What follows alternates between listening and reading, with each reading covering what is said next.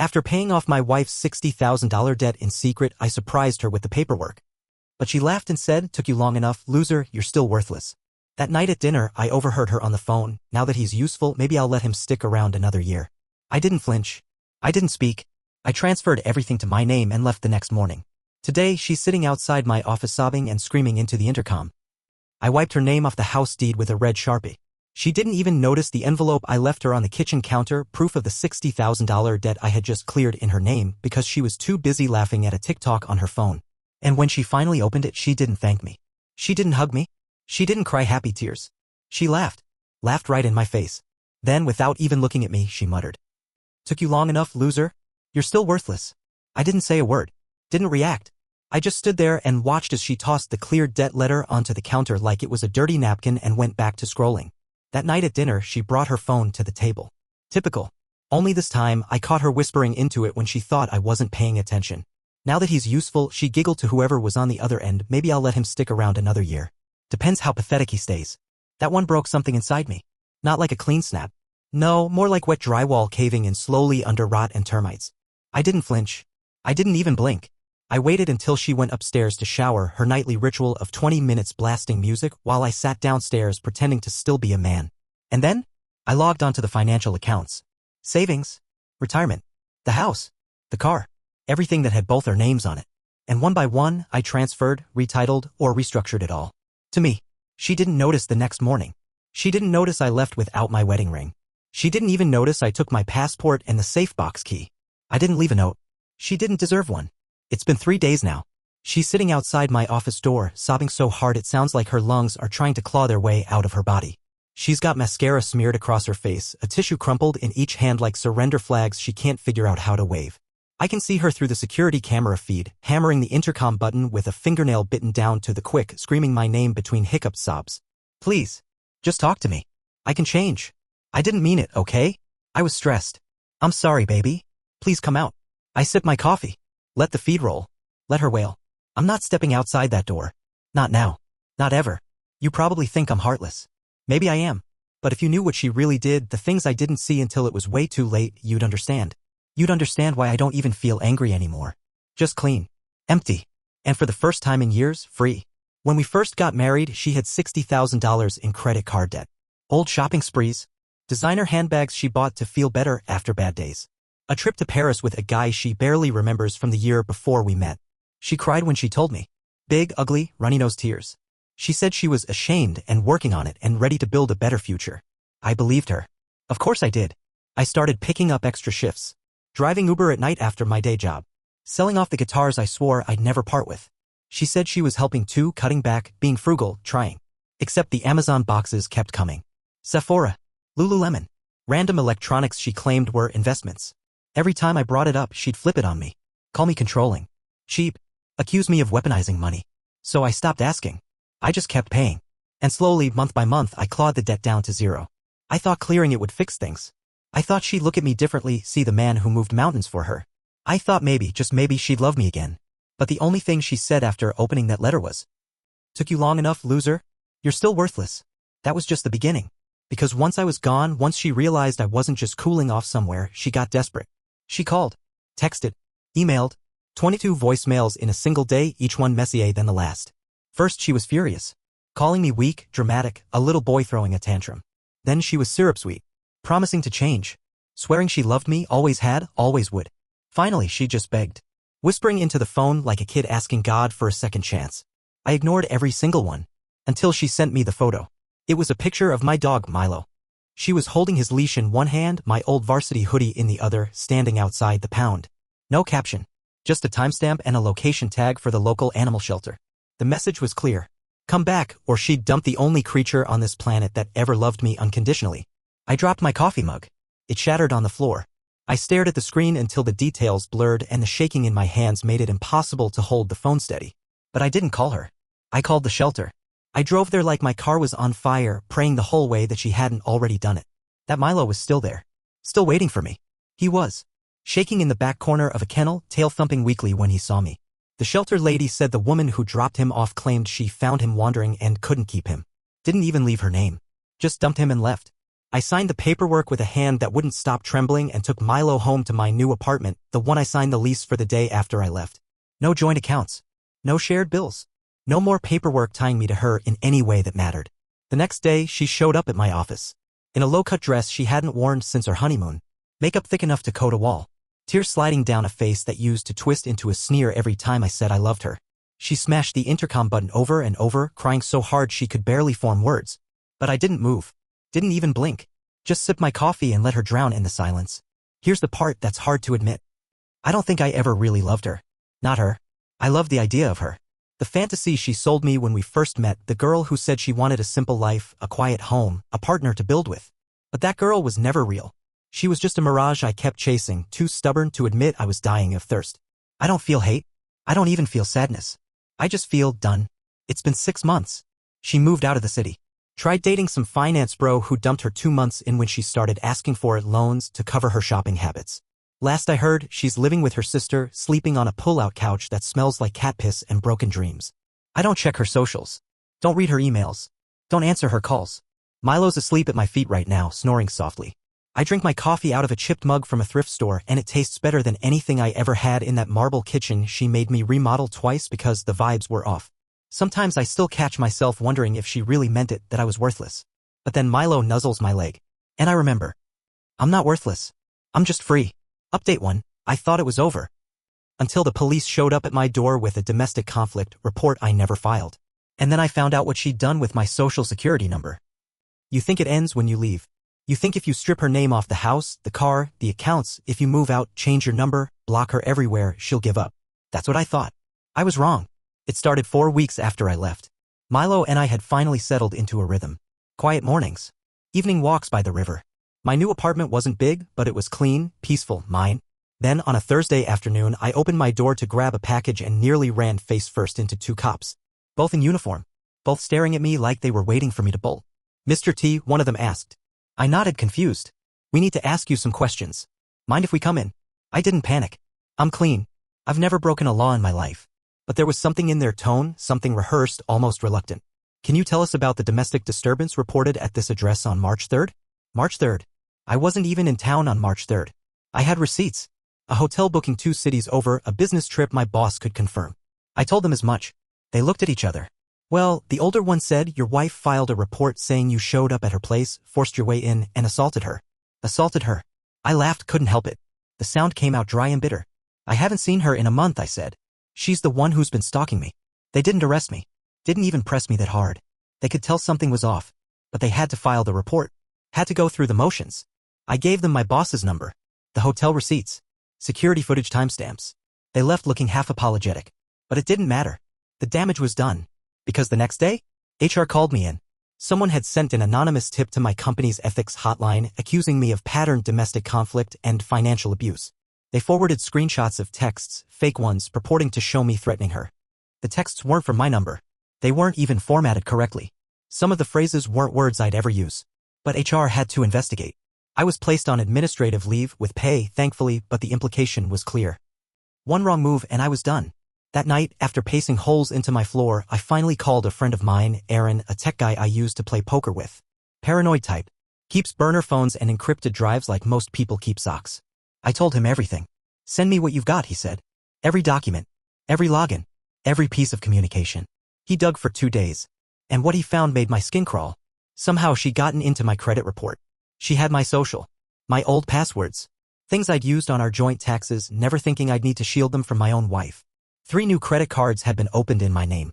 $12,000 in charges, luxury items, hotel stays, boutique spa treatments. One of the accounts had been maxed out within 48 hours of opening. I sat there staring at the screen while Milo whimpered at my feet. This wasn't desperation. This was total destruction of my reputation. If she couldn't have me, she'd ruin me. Burn down everything I'd built. Salt the ground so nothing could grow. I called the banks. Froze the accounts. Filed fraud reports. Then I called my lawyer. Not the one we used to share, a new one. One who specializes in digital harassment and financial abuse. Tell me everything, he said. And start backing it all up. I spent the entire night downloading files, archiving emails, screenshotting messages. My lawyer filed a protective order the next morning, not just against physical contact, but against any form of identity fraud or digital interference. But the real kicker? Aaron found a dummy email account. Created in my name. Using my name to message my coworkers, my boss, even my mom, spamming them with rants designed to look like I was having a breakdown. Subject lines like, "You'll all be sorry. She ruined my life, I'll ruin hers. Nobody understands what she did to me." All timestamped during hours when I had airtight alibis. My boss called me personally. He didn't believe the emails, but he warned me. "Legal's involved now. You need to protect yourself." So here I am. 1 month out. 2 police visits. HR investigation hanging over my head. Identity theft claims pending. And her? She's still out there. Still playing the victim online. Her latest post? A tearful selfie captioned, "Survivors of toxic relationships often aren't believed. But I won't stop fighting for my truth. Hashtag justice for victims, hashtag stay strong, hashtag believe women." You want to know the sickest part? It's working. Her friends have rallied behind her. My old mutuals? Gone. Blocking me. Posting vague, believe victims tweets. She's feeding the algorithm a steady diet of heartbreak and healing. And me? I'm the silent monster she paints in the shadows. But here's what she doesn't know. Erin found something else. Something she forgot to cover her tracks on. Something that could bring her entire house of cards crashing down. I'm not posting it here yet. Not until it's locked in airtight with my lawyer. But soon. Very soon. She's going to learn what it feels like to be the one with everything to lose. Edit 1. For those asking, yes, I've got multiple layers of digital security now. 2-factor auth, new SSN application filed, new bank accounts. I'm not playing checkers anymore. Edit 2. Yes, I have the dog. Milo is safe. He never leaves my side these days. Update 2. I promised myself I'd never sink to her level. Then I found the burner account she made pretending to be me on a forum for Abusers Anonymous. And that's when I decided to end her. Slowly. You want to know what betrayal smells like? It's burnt toast and cheap perfume at 2 a.m. while you're downloading the entire contents of a fake confession forum. It's stale coffee and cold sweat as you scroll through post after post, all of them written in your name, in your voice, painting you as a monster so convincingly that even you start questioning your own memories. It's the scent of your dog, asleep at your feet, the only living creature in the world who still trusts you. Erin cracked the dummy email, the one she used to impersonate me. And what he found behind it? A profile on a private, invite-only support forum. For reformed abusers. Under my full name. Profile pic, a blurry shot she must have snapped when I wasn't looking, me at a family barbecue 2 summers ago, smiling, laughing. Post history? Hundreds of comments and threads. All fictional. All grotesque. She wrote about the times I yelled at her. How I threatened to take her dog away. How I isolated her from her family and controlled every dollar she spent. How I made her beg for money and monitored her texts. Every horror story you've ever heard? She'd written it. Cast me as the villain. And the forum believed her. They offered sympathy, advice, encouragement. One user even suggested she should press charges. And based on the timestamps, she'd been building this narrative for over a year. Before I even paid off her debt. Before I even found out who she really was. I read every post, every lie, every line she twisted, every truth she suffocated. Took 6 hours. When I finished, I was cold down to my bones. I didn't sleep that night. Instead, I printed everything, bound it into a thick, ugly dossier, brought it to my lawyer the next morning. He barely blinked as he flipped through it. "We have enough to bury her," he said. Calm, matter of fact.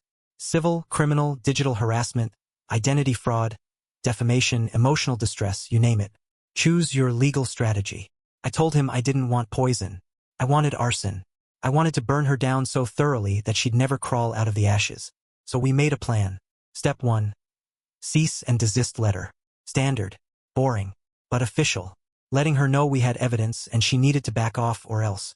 We sent it via email and certified mail. She ignored it. Of course she did. Step 2.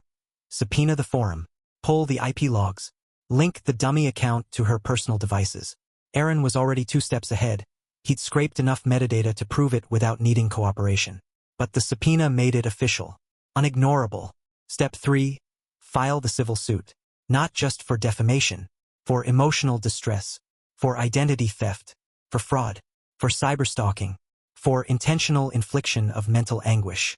The kind of charges that don't just hurt your wallet. They ruin your future. Your ability to get a job. To rent an apartment. To pass a background check. Permanent scars in places no apology can ever reach. Step 4. The masterstroke? Public exposure. But not by me. No. We handed everything off to a journalist. One who specializes in domestic abuse false claims. The kind that destroy real survivors' credibility. This journalist had been burned before.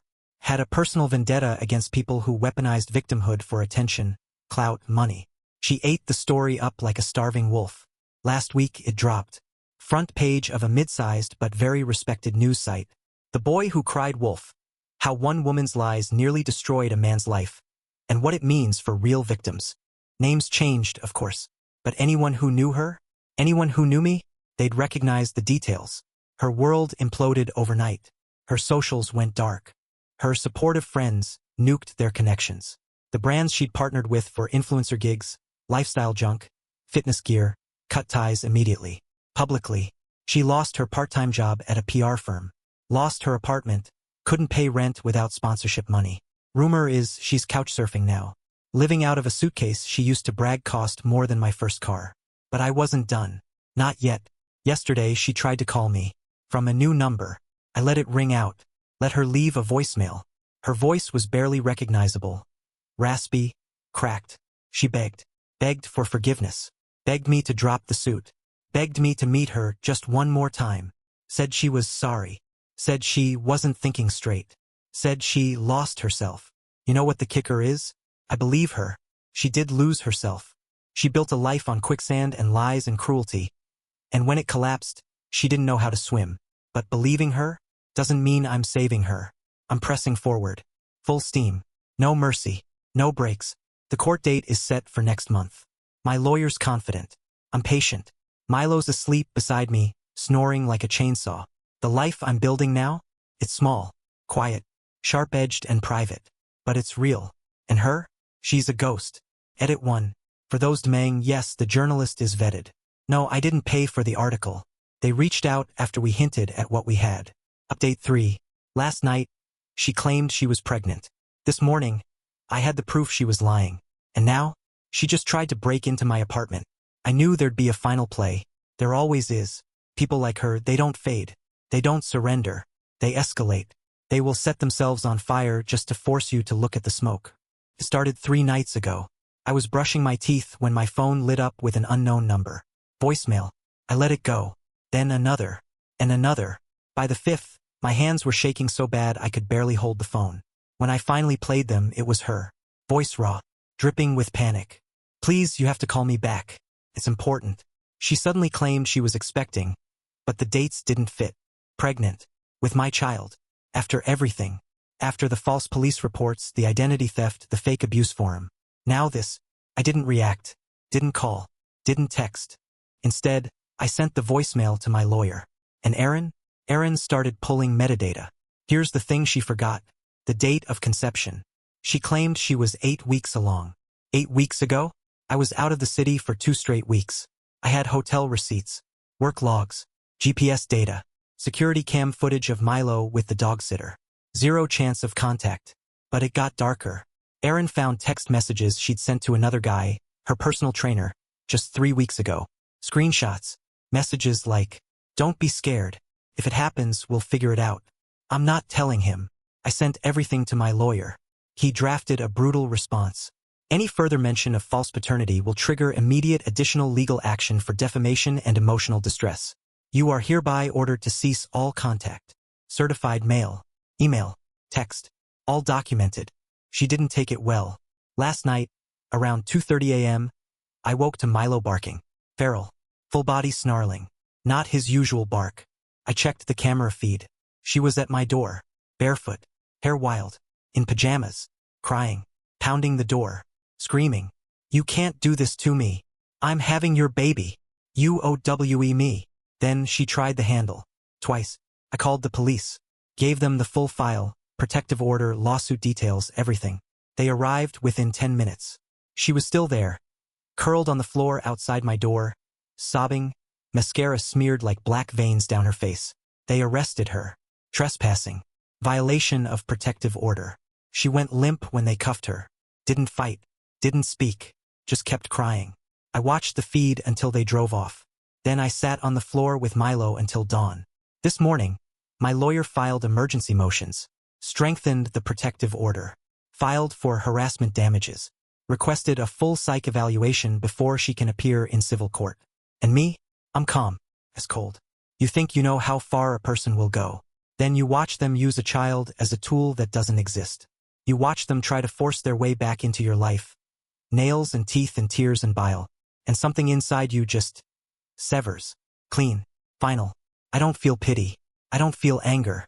I don't feel fear. I feel done. The court date is in 2 weeks. She'll face the full stack: civil, criminal, digital, financial. No deals. No forgiveness. People keep asking if I'll feel bad when it's over. Let me answer that clearly. No. Because this wasn't just betrayal. It wasn't just manipulation. It was psychological manipulation. And when someone tries to burn your life down, you don't rebuild with them. You rebuild over them. Final update coming soon. And trust me, you haven't seen the worst of it yet. Edit 1. For those asking, yes, the building has increased security. New locks. Police report on file. Edit 2. Milo's okay. Shaken, but okay. Extra treats today. Edit 3. Yes, we'll be pursuing full damages. Financial, reputational, emotional. Every penny. Update 4. She thought the court would believe her. Then my lawyer played the video. By the time it ended, she was sobbing on the floor. And me? I just walked out without a word. It's done. The hearing was yesterday. I haven't slept since. Not because I'm shaken. Because I'm wired. Because watching someone's entire world collapse in a room full of strangers is something you don't come down from easily. We walked into the courtroom around 9 a.m.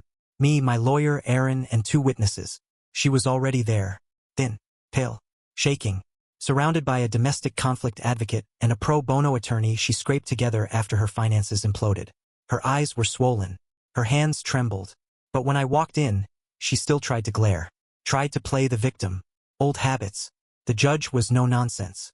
Opened with, "We are here today to address civil charges of defamation, emotional distress, identity theft, and digital harassment, as well as a protective order violation.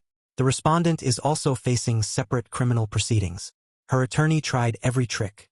Played the DV card hard. Claimed I was a master manipulator. Claimed she was traumatized. Claimed she'd made mistakes because she was desperate and afraid. Then my lawyer stood, voice calm, measured, and pressed play. First slide. The fake abuse forum posts. Metadata proving they came from her home IP. Her devices. Second. The dummy emails, again IP traces, timestamps, verified logins. Third. Credit fraud documentation, application fingerprints, delivery addresses. Fourth. The false paternity claim, timeline discrepancies, conflicting messages to her trainer. And finally, the security footage. Aaron had synced the door cam, building cam, and audio logs into one perfect reel. We watched her, pounding my door, screaming lies about a pregnancy, trying to break in. The audio played loud in that silent courtroom. "You owe me. You can't do this. I'm having your baby." By the time the video ended, she wasn't glaring anymore. She was crying, sobbing, head down, shoulders shaking. Her attorney looked ready to vanish into the floor. The judge didn't even deliberate. Immediate ruling. Full damages awarded $150,000 plus legal fees. Permanent restraining order, physical and digital. Court referral for criminal charges to proceed separately. As we stood to leave, I glanced back once. She was on the floor, collapsed, sobbing into her arms. No advocate, no friends, no family. Just a broken, shaking silhouette of the woman who once swore she'd ruin me. I didn't say a word, didn't look twice. Just walked out. The sun was blinding outside. Milo was waiting in the car with Aaron. Tail wagging, eyes bright, alive. Me? I'm not the same man who paid off her debt. I'm not the man who begged for love from a woman incapable of it. I'm not even the man who first walked away. I am rebuilt. Harder, sharper, colder, untouchable.